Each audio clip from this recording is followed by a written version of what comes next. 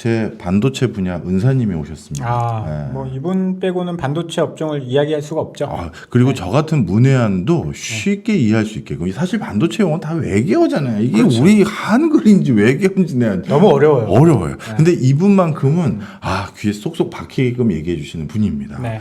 간만에 저희 인포맥스 라이브에 또 간부 사원이 오셨네요. 자, 현대차증권 리서치 센터장님께서 오셨습니다. 노무찬 센터장님 안녕하세요. 네, 안녕하세요. 어서 오십시오. 예.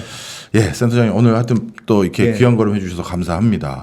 요즘 일단 먼저 제가 우리 투자자들을 대변해서 한번 푸념부터 한번 하고 시작하겠습니다. 아니 삼성전자 주가 왜 이런 거예요? 이거부터 얘기하고 시작하시죠. 그렇죠. 맞습니다. 제가 오늘 타이틀도 저도 뭐 원래 저희도 이제 좀 뭐라고 할까요? 변곡점 콜 같은 걸 많이 하는데 어느 시점부터 너무 1월부터 주가 고공비행하고 나서 그리고 좀 많이 또 장은 좋은데 시장을 못 쫓아가서 저도 영혼 없는 콜을 가끔 하는 거 아닌가 하는 반성을 좀 하고 그래서 저는 이제 항상 이제 저희는 투자 의견을 낼 때 장기 투자자들을 좀 지향해요. 특히 삼성전자는 사실은 이제 많은 분들의 노후와도 관련되고 그렇죠. 공기 배당도 하고 그러면 저희가 지금 삼성전자의 시가총액에서 업사이드가 있는 게 뭔지를 봐야 될 것 같아요.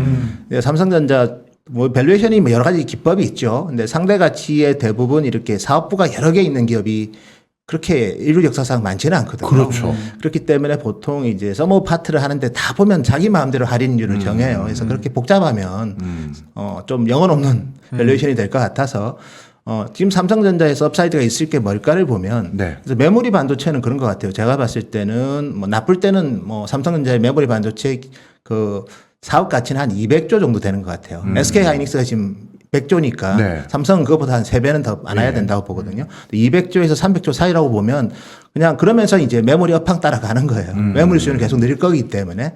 그래서 삼성전자의 메모리의 그 사업 가치를 250조 정도로 보고 그 다음에 이제 LG전자랑 삼성전자 C 사업부가 비슷하거든요, 사업이. 그럼 LG전자가 27조니까 삼성전자는 TV는 1등이니까 한 30조 정도 보고. 그 다음에 이제 삼성 그 무선 중에서 보면 네트워크 장비 사업부의 노키아가 시가총액이 한 26조 됩니다. 삼성 그거보다는 특허가 적으니까 20조 보고. 하마는 10조로 샀으니까 10조로 보고. 그러면 대략 310조예요. 거기서는 제가 봤을 때는 큰 변동성은 없을 것 같아요. 거기서는 업황 따라간다고 봐야 되고 사이클 주식인 거고 메모리 따라가는 거고 그러면 이제 나머지 이제 사업부를 말씀드리면 첫째가 이제 스마트폰 사업부 스마트폰 사업부 같은 경우에는 비교 대상이 없어요. 애플은 시가총액 2,500조인데 나머지는 뭐 비교할 수도 없잖아요. 그래서 10%가 적용하면 250조 또 많은 것 같아요. 삼성전자 스마트폰이 그 정도냐 저는 그렇게 보지는 않습니다. 매출 100조에 영업이익률 10% 조금 넘게 나오는 회사 그러면 대략 한 150조 정도 보고요.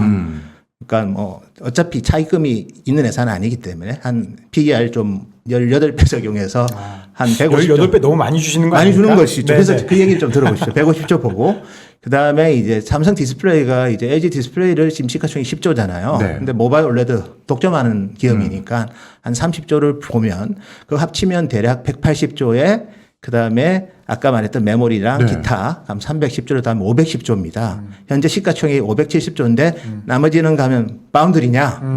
바운드리는 1등 기업인 TSMC가 시가총액이 680조예요. 시장 점유율로 따지면 삼성이 3분의 1이니까 230조? 그 정도 이익이 안 되잖아요. 그렇죠. TSMC는 영업이익이 22조 나오는 회사고 1년에 삼성전자는 뭐 1분기 적자나는 회사고 그래서 사실은 그런 비교가 안 되는데 그러면 여기서 결국 바꾸는 아까 지적하신 것처럼 바꾸는 어떻게 보면 차별화 포인트는 크게 판을 바꿀 사업부가 뭐냐 제가 봤을 때는 바운드리가 이익률이 좋아지고 매출이 늘면 돼요. TSMC가 시가총액 680조면 삼성이 예를 들어서 200조만 받아도 지금 시가총액보다 아까 510조에다 200조면 700조가 넘잖아요. 그러면 목표 주가가 11만 원대가 나오는 거예요. 그렇네요. 그러면 이제 우리가 보는 삼성전자가 그게 과연 마지막 목표일까를 보면 여기에 이제 폴더블 같은 제품이 나오면 그래서 지금이야 저는 그렇게 봐요. 잠깐 좀 쉽게 말씀드리자면 그 메모리에서는 뭐 삼성까지 끝나가지고 완전히 성공한 기업이에요. 근데 지금 파운드리는 지금 뭔가 포텐셜은 보이죠. 7나노 이하까지 지원되는 유의한 회사인데 수익성이 너무 취약하고 그다음에 이제 매출액도 TSMC랑 많이 차이가 나죠. 그래서 제가 봤을 때는 7나노 이하까지 되니까 이상까지는 통과하는 기업이라고 봐야 돼요. 파운드리는. 삼성 가면 판을 바꾸는 거고요. 그래서 지금 그런 과정이라고 봐야 되고 그다음에 이제 폴더블 스마트폰도 애플하고는 비교가 안 되잖아요. 그럼요. 삼성분이 들으시면 좀 불쾌하겠지만 소비자가 그렇게 생각을 하고 그렇죠. 실제로 매출액으로는 애플하고 삼성하고는 물량은 삼성이 많아도 스마트폰이 매출액은 애플이 훨씬 높거든요. 그래서 결국은 그 판을 바꾸려면 저는 폴더블에서 혁신해야 된다고 봐요. 왜냐하면 거기서 혁신은 삼성 디스플레이랑 같이 하는 거기 때문에 후발주자가 없어요. 그리고 그걸 가지고 또 삼성 디스플레이가 애플에 주면 판이 커지는 거고 같이. 그렇네. 그래서 사실 그거로 보면 폴더블은 저는 1상은 통과했어요. 임상으로 보면. 2상을 트라이하고 있는 거고 파운드리는 이제 완전히 판을 바꾸기 위해서 3상을 문을 두드리고 있는데 그 판은 제가 좀 이따 말씀드릴게요. 알겠습니다. 네. 갑자기 딱 이제 정리를 해주시니까 정리가 싹 됐네요. 예, 싹 됐네요.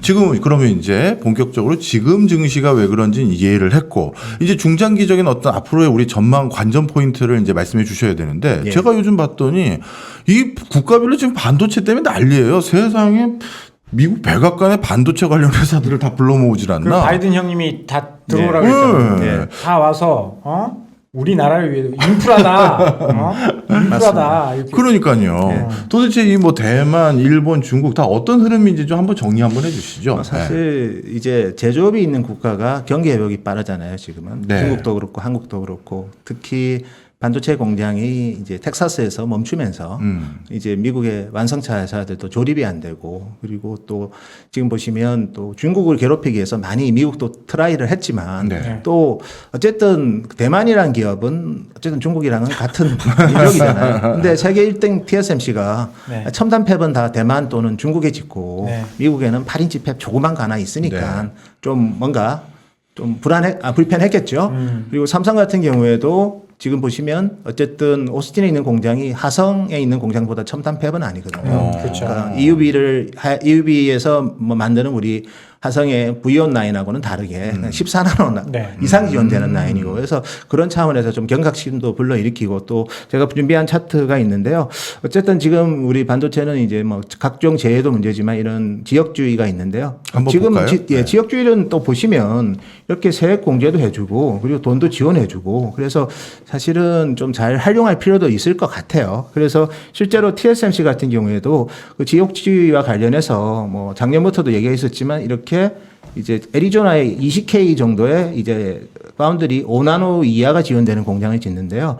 근데 왜 20K였을까를 고민해야 됩니다. 그래서 저는 삼성의 그 오스틴에 있는 파운드리 공장은 좀 아쉬운 게 있어요. 거기서 만들어서 다 한국으로 와요. 그렇습니까? 왜냐하면 거기서 퀄컴의 RFIC 같은 경우에 이번에 쇼티지의 중심인데 네. 그 칩이 한국으로 다시 날라와요. 그래서 하성에서 스냅드래곤을 AP를 만들고 네. 그게 이제 또 삼성의 베트남 공장으로 간다거나 아니면 뭐 다양한 그 중국에 있는 다른 스마트폰 회사한테 간다거나 그래서 사실은 여기서 만들면 다시 아시아로 와야 된다는 겁니다. 그렇네. 그러면 이게 사실 비효율성이 상당히 크다고 봐야 되고요. 삼성 공장도 현재 그렇습니다. 그리고 실제로 완제품 공장 TV, PC, 스마트폰, 서버 전부 다 아시아의 공장이 있어요. 네. 그래서 어차피 그 인건비가 또 중요하고 조립 공장이기 때문에 그래서 사실 미국의 팹이 있으면 여기서 만든 게 한 번 더 와서 여기서 조립해서 다시 여기로 갔다가 여기서 또 날아가야 되기 때문에 사실은 이게 그렇게 합리적인 구조는 아닙니다. 대표적으로 SK 하이닉스도 이제 미국의 공장이 있었어요. 근데 지금 철수했습니다. 그리고 삼성 같은 경우에도 오스틴에 처음에 낸드를 만들었어요. 그러다가 지금 시스템 반도체를 만드는 이유도 낸드 같은 경우에는 메모리라서 특히 공급가이기에는 가격이 급나가거든요. 그래서 물류 비용이라도 좀 관점에서 이제 시스템 반도체를 만드는 거고 그래서 사실은 이제 미국에 그만한 수요가 있느냐를 봐야 돼요. 근데 최근에 생긴 수요가 뭐냐면 미국 정부에서 사실은 관세를 부과를 시켰죠. 중국에 대해서. 네. 그래서 서버 같은 경우는 제품 가격이 되게 비쌉니다. 그래서 결국은 관세 부과를 피하기 위해서 멕시코에다가 서버 공장을 많이 이전을 시켜요. 대표적으로 팍스콘 그리고 인벤텍 뭐 이런 회사들이 이제 라인을 옮기는데 다만 서버가 연간 수요가 1,400만 대밖에 안 됩니다.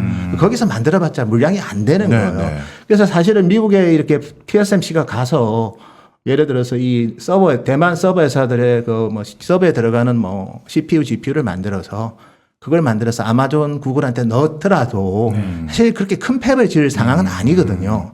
근데 기가 팹을 지을 상황은 아닌데 근데 거기다 또 삼성까지 첨단 팹을 짓는 거는 네. 상당히 좀 세제 혜택은 일회성인 거고 네. 나가는 고정비는 고인 컨선이잖아요. 그렇죠. 그래서 사실은 저희가 봤을 때는 결국은 문제가 분명히 있을 수 있어요. 그러면 이거에 대한 해결책이 뭐냐? 근데 제가 이제 저희도 최근에 이제 각종 자료를 내면서 특히 테슬라가 보면 자동차가 이제 라이다를 빼고 레이더만 달고 카메라 8개가 들어가고 그다음에 CPU가 3개 들어가고 GPU가 하나 들어가고 NPU가 2개 들어가는데 네. 한 14나노에서 만들어요. 카메라 뒤에 들어간 로직은 28나노에서 만들고 근데 자동차가 앞으로 자율주행되고 하면 무지 많이 이제 프로세싱을 해야 되거든요. 네. 인공지능으로 돌려서 이게 정말 사물인지 뭔지 체크해야 되고 그러면 전력을 엄청 많이 씁니다. 프로세싱이 되게 파워가 올라가요. 네. 근데 전기차라는 건 배터리 소모가 많으면 주행거리가 짧아지겠죠. 예.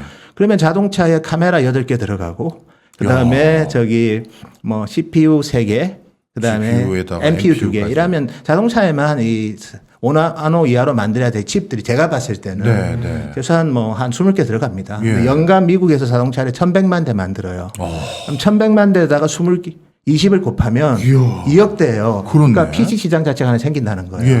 근데 그게 자동차로 끝나는 게 아니죠. 드론도 있고 그렇죠. 그다음에 로봇도 IoT 있고. 뭐. 그래서 예. TSMC가 가긴 가는데 라인 증설 속도는 그 시장 수요를 보면서 증설할 것 같고요. 삼성도 제가 봤을 때는 당연히 가는 게 맞고 이미 오스틴에 공장이 있지만 5나노 이하를 지원하려면 결국은 그 수요가 생기는 거 아니면 스마트폰에 하고 서버에 들어가는 것만 놓고 보면 다시 스마트폰은 와야 돼요. 그래서 만들어가지고 네. 다시 삼성 뭐 오스틴이든 평택 오스틴에서 만든 거는 뭐 평택이든 다시 하성으로 와서 거기서 최종 AP를 만들어가지고 그리고 이제 뭐 베트남이든 그다음에 또 중국 뭐 그런 뭐 강조든 이런 쪽으로 보내야 되기 때문에 결국은 아무리 물류 비용이 반도체가 비행기로 가더라도 한 푼이라도 아껴야지 소비자한테 그렇죠. 감동을 줄 수 있는 거 아닙니까? 네. 그런 차원에서 본다면 저 부분은 분명히 짓긴 짓겠지만 공장을 증설하는 속도는 느릴 수 있다. 근데 건물은 많이 지어 놓을 거예요. 클린룸까지 얘는 세팅시켜 놓고 장비에 입고하는 스케줄 자체는 어차피 지금은 ASML 자체가 EV 그렇죠. 장비의 스케줄 자체가 1년에 뭐 50대밖에 못 만들기 때문에 네. 상당히 슬로우하게 투자의 가능성은 있다. 저는 그렇게 보고 있습니다. 네.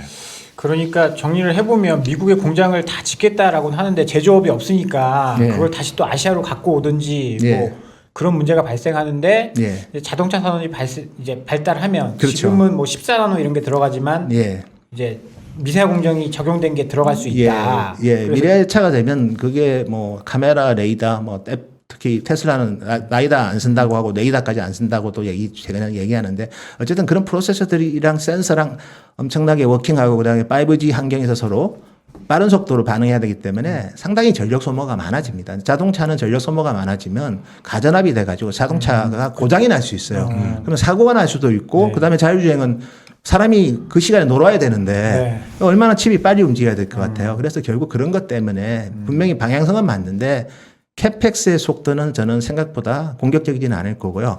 수요가 익어가고 그다음에 자율주행의 시대가 좀 더 펼쳐질 때 투자는 좀 더 속도전을 펼칠 것 같아요. 근데 어차피 그 핑계거리가 있는 게 ASML 캐파가 제한적이기 때문에 그 핑계를 대면서 투자를 할 것 같습니다. 지금 투자자들은 네. 저희 공장 짓는다고 해서 지금 장비주들이 난리가 났거든요. 장비주 네. 난리가 났는데 그러면 네. 그것도 아마 속도 조절이 조금 필요할 수도 있어 보이네요. 그래서 저희가 이제 전공정 장비, 그 다음에 후공정 장비라고 나눠지고, 전공정에도 리얼 이제 웨이퍼 가공 장비와 그거를 하기 위한 인프라 장비가 있습니다. 인프라는 가스, 그 다음에 케미칼, 원재료를 투입하는 장비. 두 번째는 클린룸, 그리고 거기서 진공으로 만드는 뭐 펌프, 칠러, 이런 쪽은 상장사가 많아요. 그런 기업들은 아마 공장 지을 때 바로 대규모 수주를 받을 거예요. 반면에 정착, 식각, 이런 쪽은 노강 장비가 없으면 무용지물이거든요. 그래서 그쪽은 아마 캐파 확산 속도가 아마 시장의 기대치보다는 슬로우할 수는 있다. 저는 그렇게 봅니다. 그러면 센터장님이 보실 때는 전공정 장비가 장비 쪽으로만 본다면 예. 후공정 장비보다는 조금 더 이 빠르죠. 개선 속도가 좀 빨라질 수 예. 있다. 그렇게 전공정 중에서도 그런 인프라 쪽은 상당히 좀 규모가 클 거고, 왜냐하면 공장을 지을 때 한 번에 지어버려야지. 그 클린룸을 지금은 요거 짓고 나중에 짓고 케미칼 장비 같은 인프라는 특히 나중에 지으면 그게 돈이 더 들 수 있어요. 지금 지어놓고 그 원재료를 투입을 안 하면 됩니다. 가스랑 케미칼 같은 투입 자체를. 예. 이게 굉장히 중요한 정보입니다, 여러분들. 이게 반도체 장비라고 다 같은 장비가 아니기 때문에 예. 전공정을 조금 주목해서 보자. 네. 그런 이야기로 좀 정리를 좀 해보면 될 것 같습니다. 저도 센터장님하고 차장님이 정리 안 해주셨으면 엉뚱한 거 살 뻔했잖아요. 왜냐하면 제 딴에는 제가 예. 한참 반도체 공부했을 때는 옛날 인텔 전성기였었거든요. 예. 그때는 인텔이 규모의 경제로 때려부어서 예. 원하지도 않는데 규모 올리고 해서 예. 성과를 내서 이번에도 뭐 때려진나 보다 했더니 예. 장비도 없군요. 네, 알겠습니다. 맞습니다. 예. 자, 그러면 센터장님 예. 이제 현재 상황은 좀 분석을 해주셨고 예. 요즘 이제 삼성에 저희가 이제 그 주목하는 게 이제 파운드리잖아요. 예, 맞습니다. 이 파운드리도 한번 전망해 주시죠. 예, 그래서 결국은 우리가 여기서 TSMC가 올해 짓는 공장이 일본에 2천억 주고 이렇게 3D 반도체 패키징 소재 회사를 지었다는 거에 관점을 보셔야 돼요. 과거에 이제 삼성이 애플에 AP를 바운드리를 하다가 TSMC한테 뺏깁니다. 근데 그때 삼성은 14나노 핀팻이었고 네. TSMC는 16나노 핀팻이었어요. 그렇지만 뺏긴 이유가 바로 패키징 때문이었거든요. 근데 그 TSMC 패키징 기술이 좋음에도 불구하고 더 강화하려고 한다는 거, 그거 한번 제가 먼저 말씀드리고 네. 두 번째 양사를 보면 생산 캐파 자체가 차이가 많이 나죠. 야, 그래서 실질적으로 보면 뭐 TSMC가 그 짧은 시간에도 한 분기 동안에도 거의 또 9K가 늘었더라고요. 예. 그래서 뭐 어쨌든 계속해서 증설을 하고 있는데 결국 삼성도 여기까지는 늘릴 겁니다. 그래야지 2030년에 세계 1등이 뭐 저는 매출로서 1등은 좀 힘들 것 같고 캐파로서 1등은 비싸게 사주면 할 수도 있습니다. 근데 어쨌든 근데 이제 매출이 아니더라도 이익률에서 과연 그렇게 될 수 있느냐를 또 봐야 될 것 같고요. 그래서 제가 TSMC 경쟁력을 개인적으로 한 4가지로 보는데요. 첫째가 이제 좀 편한 말이지만 다 플랫폼에 넣으면 제품화 됩니다. 네. 이 플랫폼에 집어넣으면 파트너 쪽에는 디자인하우스, 밸류체인 애그리게이터, 그다음에 EDA라고 부르는 케이던스, 그다음에 멘토, 그다음에 시놉시스, 그리고 얘들이 또 클라우드 서비스도 하고 IP도 갖고 있어요. 그다음에 이제 디자인 센터 전 세계 다 있죠. 이런 파트너십이 좋고요.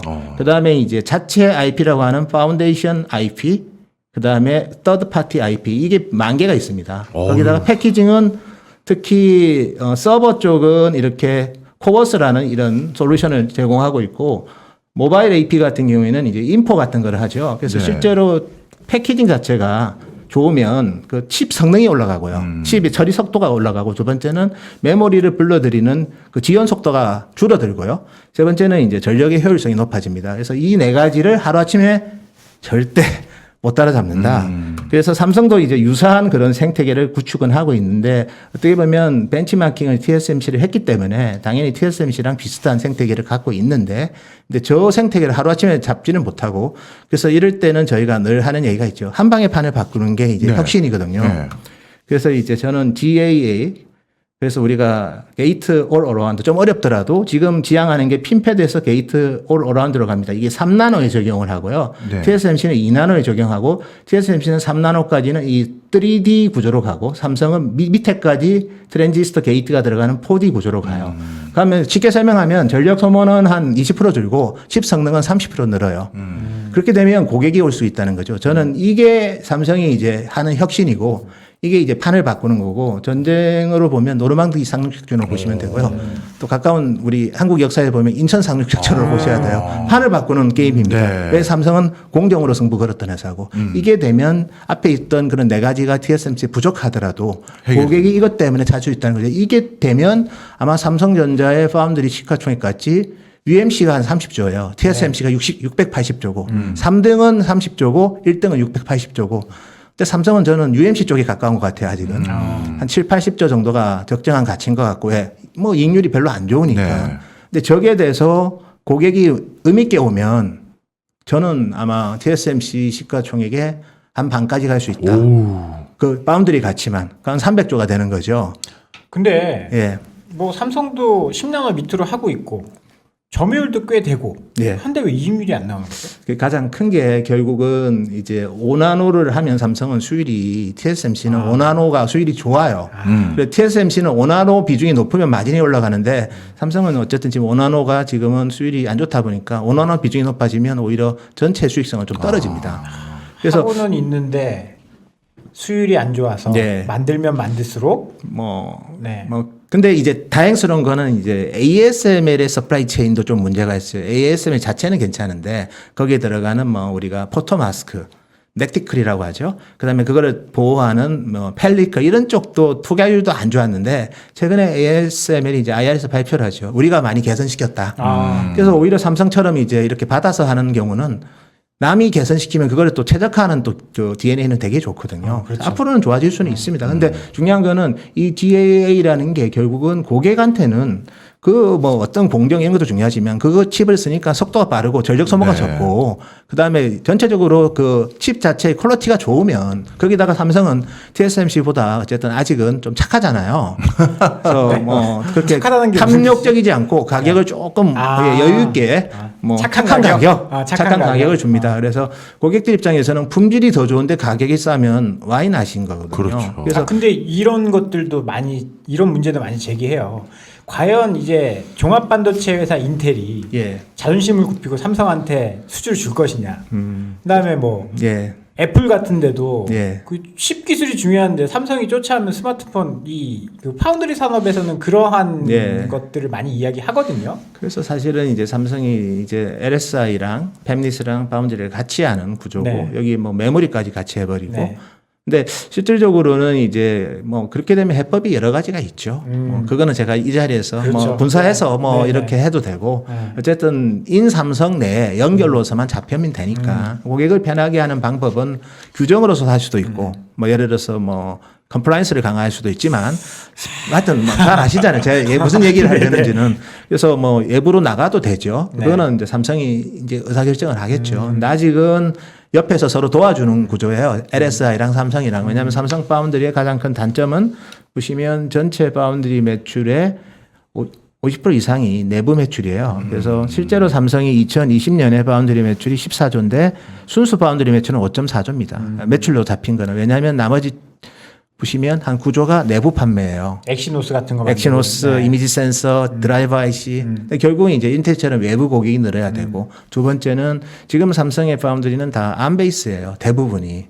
근데 결국 이 파이가 큰 거는 뭐 AMD도 그렇고 다 X86이고 그런 쪽으로 아키텍처의 다변화가 필요하고 그 말은 경험이 많이 필요하죠. TSMC랑 차이 나는 것 중에 하나도 그게 더 큽니다. 그들은 칩의 성능이 중요하지 가격이 중요한 건 아니에요. 예. 근데 삼성은 입장이네요. 가격이 중요한 고객이 많아요. 그러다 보니까 마진도 적은 거죠. 정리를 해보면 아직까지는 가야 될 길은 좀 많아 보이네요. 예. 파운드리 쪽에서는 예. 아무리 10나노 밑으로 들어왔고 예. 2등이라고 하더라도 그래서 이제 뭐 최근에 모리스 창이 그런 얘기를 하잖아요. 뭐 인텔 중국 자기는 별로 신경 안 쓴다. 삼성만 좀 위협적이라고 말한 게 저런 삼성만의 그런 DNA. 삼성이 DRAM을 왜 1등에 했고 낸드는 도시화가 먼저 만들었는데 어쨌든 뭐 하고 그냥 뭐 3D 낸드 세계 최초로 하고 그다음에 인텔이 우리 CPU 또 잘하지만 그 컨트롤 IC 서버 쪽을 잘하는데 그 회사를 그냥 제압하고 그 서버용 컨트롤 IC도 압도적인 1등이거든요. 그러니까 그런 쪽에 있어서 공정이랑 이런 쪽은 되게 잘합니다. 그러니까 그런 부분에서 GAA를 내놓으니까 그 GAA도 또 뭐 삼성 내부적으로 하여튼 뭐 멀티 채널 뭐 하여튼 그런 다양한 기술들을 나노 시트 뭐 이런 기술들을 많이 또 뭐 멀티 브릿지 채널이라고 그런 또 기술들도 많이 구현하거든요. 그래서 저는 그런 공정에 있어서의 삼성이 보여준 지금까지의 성적표를 모리스 창도 조금은 경계하는 거 아닌가 그래 보고 있습니다. 그 삼성하면 이제 파운드리 말고 또 한 가지 이슈 중에 하나가 NXP 인수설. 예. 이거에 대해서는 또 한번 말씀 좀 해주시면요. 그래서 사실 NXP는 이제 콜컴이 트라이를 했다가 이제 중국에서 막았죠. 네. 서로 이제 장군멍군을 했죠. 왜냐하면 그 중국의 칭하유니 그룹이 마이크론이랑 SDG 인수하려고 하니까 서로 막았거든요.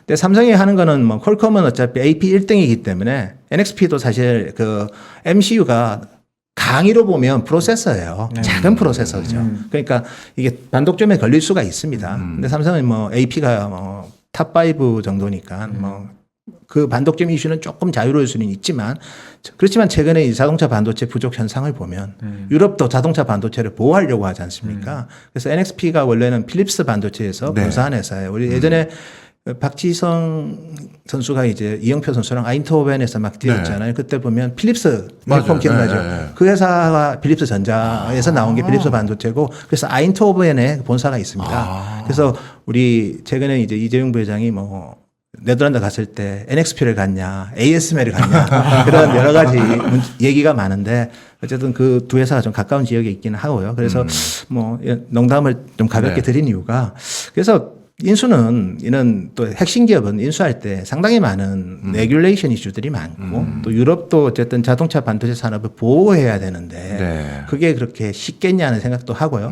다만 이제 한다면 삼성이 사실은 뭐 하만을 인수했을 때 뭐 예를 들어서 카오디오 아니면 블루투스 스피커 그 정도로 보는 분도 많지만 하만이 사실은 숨어 있는 자율주행 회사들을 M&A를 무지했어요.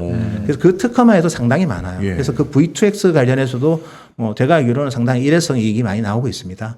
그래서 삼성이 또 엑시노스 오토는 사실은 아우디에 들어가고 있고요. 하만을 통해서. 예. 그다음에 그 삼성이 이제 차량에 보면 이미지 센서가 가지면 스마트폰은 삼성이 2등인데 차량에는 뭐 존재감이 없죠. 그렇죠. 소니도 지금은 차량에서 MS가 많이 높아지고 있거든요. 그래서 이미지 센서 아이소셀이라는데 차량 쪽으로 강화를 할 겁니다. 그리고 차량용 또 D램 이거는 또 앞으로 중요성이 커질 거고 그래서 하만 차량용 반도체에 아날로그 반도체인 NXP까지 인수를 하면 NXP는 사실은 여기도 M&A를 많이 해요. 미국의 프리스케일도 인수를 하고 그래서 우리 차량용에 들어가는 마이크로 컨트롤 유닛 쪽은 시장 점유율 1등이에요. 그래서 르네사스보다 살짝 높거든요. 네. 그래서 그러니까 우리가 차량 반도체를 크게 세 가지로 보면 센싱, 네. 그다음에 컴퓨팅, 액추에이팅이라고 보면 NXP를 인수하면 액추에이팅이랑 센싱이 조금 커버가 되고요. 컴퓨팅은 이제 삼성이 알아서 잘 해야죠. 그래서 큰 골격은 갖출 수 있기 때문에 아마 시장의 평가는 긍정적일 거라고 봅니다. 네. 다만 이제 어쨌든 엔비디아가 암 인수도 생각보다 쉽지 않은 것처럼 큰 기업의 M&A는 국가 지역주의가 지금 반도체 산업의 가장 네. 큰 이슈인데 그거를 탈피하면서 이제 할지. 왜냐하면 콜컴도 NXP 인수한다고 막 했다가 그걸 애널리스트들이 엄청 분석을 했어 시너지를. 근데 결국은 인수 못하고 벌금만 페널티만 냈어요. 계약금만 떼었어요. 왜냐하면 그 시간 안에 인수 못했기 때문에. 그래서 이게 저희도 이제 이런 부분은 이제 이게 주가에 바로 반영은 안 될 건데 다만 그런 뉴스가 만약에 확인이 되면 파지티브한 뉴스인 건 맞는데 강하게 해석하지는 말자. 네. 인수까지는 그렇게 넘어야 할 그런 장벽들이 저는 충분히 많다고 보고 있습니다. 네. 자, 그다음 이제 또 하나만 여쭤보고 싶은 건 삼성이 기존에 이제 투자 전략으로 발표해 놓은 내용들이 너무 많아요. 예. 그런데 최근에 이제 새로운 이슈들이 생겼거든요. 미국에선 공장 지어라, 뭐 인수에 대한 새로운 설도 예. 나오고 쉽게 말씀드려서 그런 거 다 할 돈은 있나요? 그거는 뭐 너무 지금 순연금이 한 100조 정도 있고요. 네. 그 다음에 이제 어차피 삼성이 이제 에비타에서 캐펙스도 하고, 네. 그 다음에 뭐 여러 가지 하겠죠. 그러니까 저희가 봤을 때는 이제 그렇지만 이제 순연금도 잘 써야죠. M&A도 아마 NXP 한다면 거의 4, 50조 될 거고. 그거 뭐 큰 딜이고. 그리고 외국 기업 중에서 특히 우리 제가 인종적인 얘기는 아니지만 외계인 하여튼 유럽이랑 미국 기업들을 인수했을 때 성공 확률이 그리 높지는 않아요. 핵심 엔지니어들이 많이 나갑니다. 그래서 그 인력에 대한 리텐션 이런 것까지 다 감안을 해야 돼요, 사실은. 그래서 저희가 봤을 때는 그래서 좀 더 신중할 건데 어쨌든 M&A에 대한 자금도 좀 남겨둬야 되고 네. 두 번째는 이제 삼성이 또 보면 또 파운드리 세계 1등 하겠다고 했으니까 네. TSMC랑 그 캐파를 좀 비슷하게 맞추려면 투자를 많이 해야 되겠죠. 그런데 EUV 장비가 솔직히 7나노에서 5나노 갈 때마다 또 장비 가격이 올라가요. 그렇죠. 2천억이 아니에요, 이제는. 그리고 포토마스크 가격만 하나에 뭐 3억이 넘습니다. 그래서 상당히 설비 투자를 많이 해야 되고 또 낸드 같은 경우에는 삼성이 점유율이 좀 하락을 했어요. 2020년에. 그러니까 그거를 좀 보완하려고 이제 시안에 또 캐파 증설을 할 거거든요. 그래서 사실은 뭐 여러 가지로 돈을 좀 현명하게 효율적으로 잘 써야 되기 때문에 지적하신 게 정확합니다. 막 넘쳐나는 상황은 아니고 넘쳐나는 상황은 아니고 그리고 또 우리가 아픈 기억이지만 뭐 1등 기업도 망하는 거를 많이 봤잖아요. 많이 봤죠. 노키아가 인텔. 노키아 바로 망해요. 인텔도 시가총액이 260조밖에 안 돼요. 그러니까요. 그래서 뭐 사실은 TSMC가 680조인데 네. 그래서 사실은 그런 게 많기 때문에 정말 풍족하지는 않습니다. 현금 순연금 100조 넘는 게 많아 보일 수는 있지만 삼성은 다 잘해야 되기 때문에 그래서 효율적으로 잘 써야 됩니다. 알겠습니다. 이건 좀 이제 반도체랑은 조금 동떨어진 질문일 수도 있는데 제가 이제 센서장님 이야기 듣다 보니까 차량용 반도체 이 LG전자가 전기차 자동차 부품을 이제 앞으로 미래 산업으로 삼았잖아요. 삼성도 못할 건 없는 것 같은데 뭐 모터도 가전이나 이런 거 모터도 잘 만들겠다. 그다음에 뭐 거기 들어가는 것들 다 뭐 삼성 SDI가 뭐 배터리하고 이런 네. 이 미래차에 대한 부품, 뭐 반도체 이런 것들에 대한 뭐 생각도 좀 있을 것 같은데. 그래서 저는 아까 이제 종합적인 질문인데요. 삼성전자도 뭐 그렇게 리소스를 잘 써야 되지만 네. 삼성그룹도 잘 써야 돼요. 그렇죠. 그러니까 자동차 부품이 과연 전사적인 역량을 집중할 만큼 그렇게 고마진 비즈니스인지에 대한 고민을 할 거예요. LG한테는 크죠. 삼성은 반도체랑 비교해 보면 작죠. 이게 돈도 아닌 거예요. 근데 LG는 생활과제는 마진 좋지만 MC 적자 났잖아요. 그거보다 1, 2% 마진 나면 또 매출은 크니까. 그래서 LG는 LG 에너지 솔루션이든 뭐 예를 들어서 저기 LG전자의 그 뭐 비클 솔루션 사업부든 다 나름 또 역량을 집중하지만 그래도 마진이 특히 LG전자의 비클 솔루션은 아직도 적자거든요. 근데 삼성한테는 그 비즈니스가 별로 매력적이지 않으면 전사적으로 노력은 하되 전력 투구를 안 할 수는 있다는 거죠. 예. 그렇게 보면 LG전자는 큰 걱정할 필요는 없겠네요. 또 삼성이랑 붙어가지고. 저는 삼성이 자동차에 반도체만 팔아도 네. 훨씬 더 남는 게 많습니다. 괜한 고생 안 하고. 괜히 힘든 길로 갈 필요 없다. 네. 자, 그러면 이제 우리 센터장님 또 보내드리기 전에 한두 가지만 더 질문 드리겠습니다. 조금 미국의 이제 주요 언론사의 칼럼을 몇 번 보면 미국의 유력한 이코노미스트 중에서 언젠가 삼성이나 TSMC가 중국에 납품하는 것을 미국이 전혀 중단할 수준까지의 리스크를 대비해야 될 가능성을 염두에 둬라. 이런 아마 보도 보셨을 거예요. 저도 봤죠. 네. 봤죠. 그것들을 보면 우리 개인 투자자들은 간담 서늘해지거든요. 삼성은 아마 매출의 40%가 반도체는 중국이지 않습니까? 이거 어떻게 받아들여야 돼요? 그래서 저는 이제 솔직히 2019년에 일본이 소재 수출 규제할 때 전 보고서 가고 정경련 간담회도 갔어요. 메모리는 절대 안 할 거다. 그거 하는 순간 전 세계가 다 적이 된다. 그렇죠. 구글, 뭐 아마존, 물론 뭐 구글, 아마존 미국 기업이니까 너희가 참아라. 걔들도 그런 건 안 참죠. 그리고 왜냐하면 메모리가 급등하거든요. 그렇다면 그래서 사실은 이런 커머디티 제품에 대한 어거지 규제는 적을 많이 만들고요. 머리와 관련된 반도체 규제는 뭐 그거는 어느 정도 허용할 수 있지만 커머디티에 대한 규제는 인류가 행복하지 않습니다. 명쾌한 대답이 주셨어요. 그렇네요. 그럼 저도 이제 다시 마음이 편해졌죠? 그러면 뭐 시간이 그렇게 많지 않으니까 이제 본론으로 들어가야죠. 자, 본론. 자, 저희 요즘 저 JY 형님이 고민이 많아지셨어요. 그거 말씀하시는 거예요? 아니. 전 그거 먼저 먼저. 저 개인적인 전 또 이 제가 호사가 스타일이 좀 있습니다. 그 개인 이쪽 그 JY 형님이 요즘 고민이 많던데 이 과정에서 제가 그 삼성 그 가정의 지분 구조를 말씀드리려는 게 아니라 이런 찌라시들을 제가 봤어요. 이렇게 지금 취약할 때 외국에서 자본들이 삼성을 쳐다보고 있다. 그거 사실입니까? 그건 뭐 저희도 항상 삼성전자 지분율 자체가 취약해요. 생명 물산이 지배하고 또 제일 큰 개인 지분이 이건희 회장이었잖아요. 맞아요. 그래서 뭐 M&A의 이업은 있는데 근데 다만 이제 또 우리 외국인들이 삼성전자를 그 복잡한 이 사업 구조 이래 많고 도대체 이 회사는 뭐지? 그거 컨트롤하기도 힘들어요. 그냥 회사가 잘 돼서 배당 잘하고 주가 많이 가게 원하는 외국인이 다기 때문에 그거는 조금은 제가 봐도 오버한 얘기. 삼성전자 누가 컨트롤해요? 그렇죠. 매출 250조에 저렇게 복잡한 사업 많이 하는데 그 기업 정말 그 컨트롤하기 힘듭니다. 알겠습니다.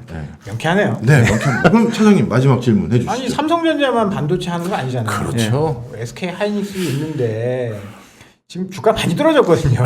걔는 삼성전자를 횡보하고 있는데 SK 하이닉스 많이 떨어졌어요. 이거 어떻게 해야 됩니까? 그래서 저도 그런 질문을 많이 받습니다. 많이 받는데 이제 우리가 왜냐면 하이닉스가 이제 2018년 이익을 뛰어넘기는 힘들잖아요. 21조 이익을 냈는데 디램이 그 정신없이 클라우드 회사들이 구매해서 만든 상당히 좀 비정상적 이익이라고 봐요, 저도. 근데 이제 주가는 어쨌든 그때보다 높으니 이게 아무리 빅사이클이라고 해도 그것까지 다 반영한 거 아니냐. 두 번째가 그때도 먼저 판 놈이 이겼다. 2018년 빅사이클인 거 맞는데 17년에 판 사람이 위너였다. 그렇죠. 그래서 결국 이제 그런 논쟁이 많죠. 그래서 하이닉스는 저희가 봤을 때 2분기 실적이 삼성보다 훨씬 탄력이 좋고 3분기는 뭐 삼성도 다 좋아지긴 하겠지만 어쨌든 하이닉스는 이제 결국 그런 밸류에이션에 대한 그 허들을 극복을 어떻게 하느냐 그게 중요한 거고 그는 스스로는 못할 거예요 디램으로는. 근데 낸드는 제가 이제 인텔을 박살낸 삼성이라고 말씀드렸고 컨트롤 IC 쪽에서 그래서 낸드가 컨트롤 IC 기술력이 내재화가 잘 돼 있으면 왜냐면 하이닉스가 그 컨트롤 IC 개발하려고 1조를 썼는데 결과물이 아직까지 없어요. 그렇기 때문에 결국 인텔의 그 비즈니스가 그래서 썩어도 준치거든요. 그걸 통해서 왜냐하면 이게 낸드 시장이 어디가 성장하느냐를 잘 봐야 됩니다. 대부분이 데이터 센터가 앞으로 성장을 이끌어요. 근데 데이터 센터는 퀄리티가 중요하기 때문에 가격이 그렇게 또 가격은 낸드 벌크 칩으로 깎으면 되는 거고요. 컨트롤 IC는 이제 솔루션과 관련된 핵심이기 때문에 그걸 통해서 낸드 가격을 디펜드할 수 있습니다. 그게 이제 삼성이 하고 있는 그 솔루션 비즈니스의 전략이고 낸드 쪽에서 그래서 그 부분이 남아 있기 때문에 특히 올해 말에는 그걸 또 합칠 거고 그리고 이제 그게 아니면 이제 디램 시장이 우리가 생각했던 것보다 사이클이 좀 아름답게 가면 되죠. 그러니까요. 지금 고정거래 가격은 그렇게 크게 안 오르고 있는 것 같은데. 뭐 고정가는 사실 4월 달에 많이 오르고요. PC하고 이제 서버가. 근데 저는 서버는 이제 작년에 고점을 5월 달에 넘길 것 같아요. 그게 32GB 기준으로서 143불인데 5월에 한 145불까지 갈 거고. 근데 이렇게 저는 봅니다. 그때 사이클이 반복 안 되는 것처럼 170% 오르고 130% 빠지는 그 사이클이 1차 사이클처럼 이번에는 이제 4 아니까 좀 적게 오르고 덜 빠지면서 사이클이 길어지면 그러면 이제 이거는 이제 왜냐하면 제가 TSMC는 영업이익 22조 나는데 시가총액 680조고요. 삼성전자는 올해 아마 메모리에서 27조 나는데 시가총액이 570조면 메모리만 억울해요. 억울하잖아요. 네. 근데 이게 왜 그럴까요? 그 59조 영업이익 나던 회사가 2018년에 어쨌든 19년에 27조 나니 이건 억울할 만하죠. 억울한 게 아니라 그래 받을 만하죠. 그렇네. 그 밸류에이션 더 적당한 거죠. 결국은 1년 만에 변하는 밸류에이션을 우리는 좋아하지 않는다는 거죠. 그 말은 메모리 사이클이 뭐 솔직히 굳이 그렇게 많이 낼 거 없고요. 삼성 기준으로는 매 1년에 한 30조 이익이 꾸준히 나오면 돼요. 메모리에서. 하이닉스 기준으로 본다면 1년에 한 10조 아니면 12, 3조 이익이 꾸준히 나면 이거는 주가 재평가가 되는데 왜 지금 밸류에이션 디스카운트를 고민하는가 하면 이거는 무조건 잘 팔지 않으면 죽는 게임이거든요. 근데 그게 아니라 잘 안 팔아도 편한 게임이 되느냐를 봐야 되고 그 첫 번째 관건이 저는 인텔의 컨트롤 IC 인수하는 그 딜이고 두 번째는 디램 사이클도 아니 수요 공급하는 사람들이 그때 한번 냉탕온탕 봤으니까 네. 이제 서로 협상을 하겠죠. 야, 우리 신사협정하자. 네.